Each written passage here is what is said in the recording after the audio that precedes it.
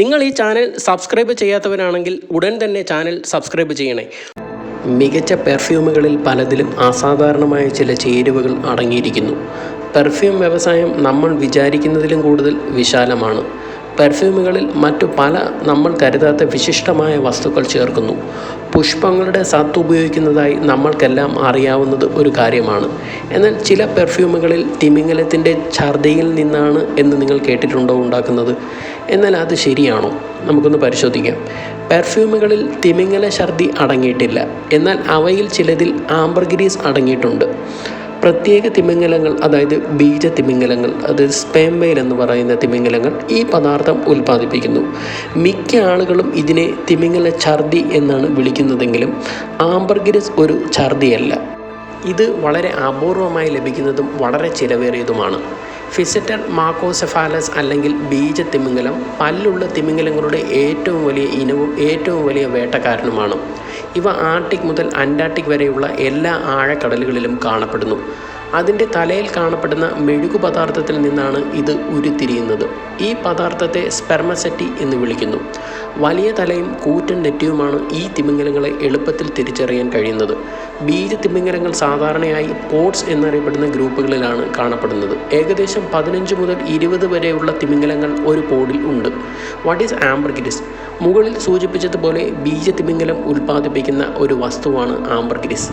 ചാരനിറത്തിലുള്ള amber എന്നറിയപ്പെടുന്ന ambergris ഒരു മെഴുകു പോലെയുള്ളതും കട്ടിയുള്ളതും കത്തുന്നതുമായ ഒരു വസ്തുവാണ്.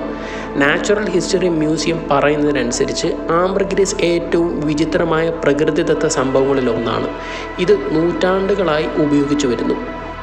വാസ്തവത്തിൽ ആംബർഗ്രീസിൻ്റെ ഫോസിൽ തെളിവുകൾ 1.75 ദശലക്ഷം വർഷങ്ങൾ പഴക്കമുള്ളതാണ്. 1000 വർഷങ്ങളിലേറെയായി മനുഷ്യർ ഈ പദാർത്ഥം ഉപയോഗിക്കുന്നുണ്ടെന്നാണ് സിദ്ധാന്തം. ആംബർഗ്രീസിൻ്റെ മൂല്യം ഏറ്റവും നന്നായി വിവരിച്ചിരിക്കുന്നത് അതിനെ കടലിലെ നിധിയുടെ പൊങ്ങിക്കിടക്കുന്ന സ്വർണം എന്ന് വിളിക്കപ്പെടുന്ന വസ്തുവായിട്ടാണ്. വാസ്തവത്തിൽ ആംബർഗ്രീസിൻ്റെ ഫോസിൽ തെളിവുകൾ 1.75 ദശലക്ഷം വർഷങ്ങൾ പഴക്കമുള്ളതാണ്. 1000 വർഷങ്ങളിലേറെയായി മനുഷ്യർ ഈ പദാർത്ഥം ഉപയോഗിക്കുന്നുണ്ടെന്നാണ് സിദ്ധാന്തം. ആംബർഗ്രീസിൻ്റെ മൂല്യം ഏറ്റവും നന്നായി വിവരിച്ചിരിക്കുന്നത് അതിനെ കടലിലെ നിധിയുടെ പൊങ്ങിക്കിടക്കുന്ന സ്വർണം എന്ന് വിളിക്കപ്പെടുന്ന വസ്തുവായിട്ടാണ്. ആംബർഗ്രീസിനെ തിമിംഗല ഛർദി എന്ന് വിളിക്കുന്നു. പക്ഷേ ഇത് പൂർണ്ണമായും ശരിയല്ല. ഇത് യഥാർത്ഥത്തിൽ എന്താണെന്ന് മനസ്സിലാക്കാൻ ഈ ഗംഭീര മൃഗങ്ങളുടെ ഭക്ഷണശീലങ്ങളെക്കുറിച്ചും ദഹനത്തെക്കുറിച്ചും കാര്യങ്ങൾ പഠിക്കേണ്ടത് പ്രധാനമാണ്. ബീജ തിമിംഗലങ്ങൾ വലിയ അളവിൽ സെഫലോപോഡുകൾ കഴിക്കുന്നു. 10 കൈകളുള്ള കണവകൾ, 8 കൈകളുള്ള നീരാളികൾ, 10 കൈകളുള്ള കട്ടിൽ മത്സ്യങ്ങൾ, ഷെല്ലുകളുള്ള അറകളുള്ള നോട്ടിലസുകൾ തുടങ്ങിയ സമുദ്രത്തിൽ വസിക്കുന്ന ജീവികളെയാണ് സെഫലോപോഡ് എന്ന പദം കൊണ്ട് സൂചിപ്പിക്കുന്നത്. പൊതുവെ പറഞ്ഞാൽ ബീജ തിമിംഗലങ്ങൾ ഇരയുടെ ദഹിക്കാത്ത എല്ലാ ഭാഗങ്ങളും ഛർദ്ദിക്കുന്നു. ദഹനത്തിന് മുമ്പ് ഇത് സംഭവിക്കുന്നു. അപൂർവ നിമിഷങ്ങളിൽ ഈ ദഹിക്കാത്ത മൂലകങ്ങൾ ബീജ തിമിംഗലത്തിൻ്റെ കുടലിലേക്ക് നീങ്ങുകയും അവിടെ എത്തുകയും അവിടെ പരസ്പരം ബന്ധിപ്പിക്കാൻ തുടങ്ങുകയും ചെയ്യുന്നു. ഒടുവിൽ ഈ ഭാഗങ്ങളെല്ലാം ഒരു സോളിഡ് പിണ്ഡമായി അടിഞ്ഞുകൂടുന്നു. അതെ, ഇതാണ് ആംബർഗ്രീസ്. ബീജ തിമിംഗലത്തിനുള്ളിൽ ആംബർഗ്രീസ് ഏതാനും വർഷത്തേക്ക് വളരുന്നു. ഈ പദാർത്ഥം തിമിംഗലത്തിൻ്റെ കുടൽ അവയവങ്ങളിൽ ഒരു സംരക്ഷണ പ്രഭാവം കാണിക്കുന്നുവെന്ന് ശാസ്ത്രജ്ഞർ വിശ്വസിക്കുന്നു. ഈ അതിലോലമായ തിമിംഗലത്തിൻ്റെ ആന്തരിക അവയവങ്ങളെ മൂർച്ചയുള്ള കണവ കൊക്കുകളിൽ നിന്നും സംരക്ഷിക്കുന്ന ഒരു കവചമായി ഇത് പ്രവർത്തിച്ചേക്കാം. തിമിംഗലത്തിൻ്റെ കുടലിൽ വികസിക്കുന്ന ആംബർഗ്രീസ് മലം കൊണ്ട് ദഹനനാളത്തിലൂടെ കടന്നു പോകുന്നുവെന്ന് ശാസ്ത്രജ്ഞർ വിശ്വസിക്കുന്നു. ഇത് മലാശയത്തിൽ തടസ്സം സൃഷ്ടിക്കുന്നു. മറ്റൊരനുമാനം മൃഗത്തിൻ്റെ മലാശയം വിണ്ടുകീറുന്നത് വരെ ആ പദാർത്ഥം വലുതായിക്കൊണ്ടേയിരിക്കും എന്നുള്ളതാണ്. ബീജ തിമിംഗലങ്ങൾ എല്ലായിടത്തും ഉള്ളതിനാൽ ലോകത്തിൻ്റെ വിവിധ ഭാഗങ്ങളിൽ ആംബർഗ്രീസിനെ കാണാൻ കഴിയും. ബ്രസീൽ, ദക്ഷിണാഫ്രിക്ക, മഡഗാസ്കർ, മാലിദ്വീപ്, China, East Indies, Australia, India, Japan, Molucca ദ്വീപുകൾ, ന്യൂസിലാൻഡ് എന്നീ തീരങ്ങളിൽ ഈ പദാർത്ഥം സാധാരണയായി കണ്ടുവരുന്നു. വാണിജ്യപരമായി ശേഖരിക്കപ്പെടുന്ന ചാരനിറത്തിലുള്ള ആംബർ അറ്റ്ലാന്റിക് സമുദ്രത്തിലെ ബഹാമാസിൽ നിന്നാണ് വരുന്നത്. പദാർത്ഥം പുറന്തള്ളപ്പെട്ട് കഴിഞ്ഞാൽ അത് സമുദ്രത്തിൽ പൊങ്ങി കരയിൽ എത്തുന്നു. കൂടാതെ ചത്തുപോയ തിമിംഗല ശവങ്ങളിൽ 5% താഴെ ഈ പദാർത്ഥം അടങ്ങിയിട്ടുണ്ടെന്നാണ്. ആംബർഗ്രിസ് പാറയോ കളിമണ്ണോ പോലെ കട്ടിയുള്ളതും കഠിനവുമാണ്. പിണ്ടം മുഷിഞ്ഞതും മണ്ണ് പോലെ കാണപ്പെടുന്നു. മിക്ക കേസുകളിലും ആംബർഗ്രിസ് വെള്ള, തവിട്ട്, കറുപ്പ് അല്ലെങ്കിൽ മങ്ങിയ ചാരനിറമാണ്.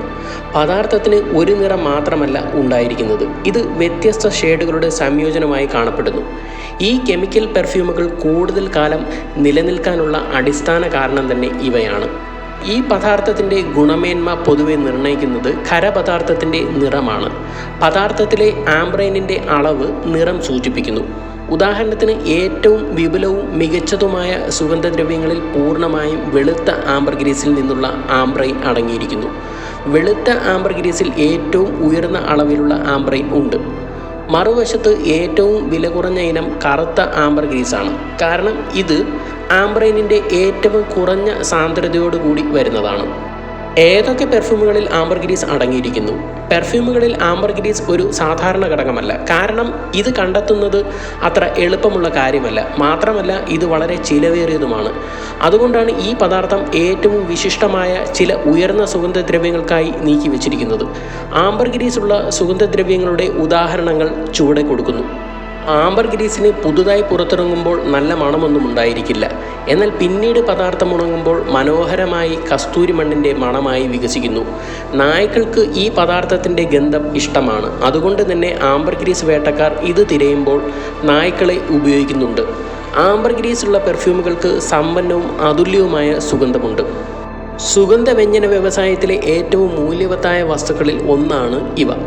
പെർഫ്യൂമുകളിലെ ഏറ്റവും അസാധാരണമായി ചേർക്കുന്ന ചേരുവകളിൽ ഒന്നാണിത്. ആംബർഗ്രീസ് പെർഫ്യൂമുകളിൽ ഉപയോഗിക്കുന്നതിന് മുമ്പ് അത് നിരവധി പ്രോസസ്സുകളിലൂടെ കടന്നു പോകുന്നു. അതിനായി പെർഫ്യൂമറുകൾ പദാർത്ഥത്തിൽ നിന്നും ആംബ്രീൻ എന്ന മണമില്ലാത്ത ആൽക്കഹോൾ വേർതിരിച്ചെടുക്കുന്നു. നാച്ചുറലി കിട്ടുന്ന ആംബർഗ്രീസ് സുഗന്ധദ്രവ്യങ്ങളിൽ വളരെ അപൂർവമായി മാത്രമേ ഉപയോഗിക്കുന്നുള്ളൂ. മുകളിൽ സൂചിപ്പിച്ചതുപോലെ ഈ പദാർത്ഥം ഏറ്റവും ചിലവേറിയ പെർഫ്യൂമുകളിൽ മാത്രമേ ഉപയോഗിക്കുന്നുള്ളൂ. സ്വാഭാവിക ആംബർഗ്രീസ് കണ്ടെത്താൻ പ്രയാസമാണ് എന്നതാണ് ഒരു കാരണം. പുതുതായി ഉൽപ്പാദിപ്പിക്കുന്ന ആംബർഗ്രീസ് പോലെ നിങ്ങൾക്കിത് തീരത്ത് എളുപ്പത്തിൽ കണ്ടെത്താൻ കഴിയില്ല. കൂടാതെ ആംബർഗ്രീസ് വളരെ ചിലവേറിയതാണ്. 1 കിലോഗ്രാമിന് ഏകദേശം $40,000 ഇത് വിലമതിക്കുന്നത്. കൗതുകമെന്ന് പറയട്ടെ, ബീജത്തിമിംഗലം വംശനാശ ഭീഷണി നേരിടുന്ന ഇനമായതിനാൽ ആംബർഗ്രീസ് ഉപയോഗിക്കുന്നത് ചിലയിടങ്ങളിൽ നിയമവിരുദ്ധമാണ്. യുണൈറ്റഡ് കിങ്സിലും യൂറോപ്യൻ യൂണിയനിലും ആംബർഗ്രീസ് ശേഖരിക്കുന്നത് നിയമവിരുദ്ധമല്ല. കാരണം ഈ പദാർത്ഥം ബീജത്തിമിംഗലങ്ങളുടെ മാലിന്യ ഉൽപ്പന്നമായാണ് കണക്കാക്കപ്പെടുന്നത്.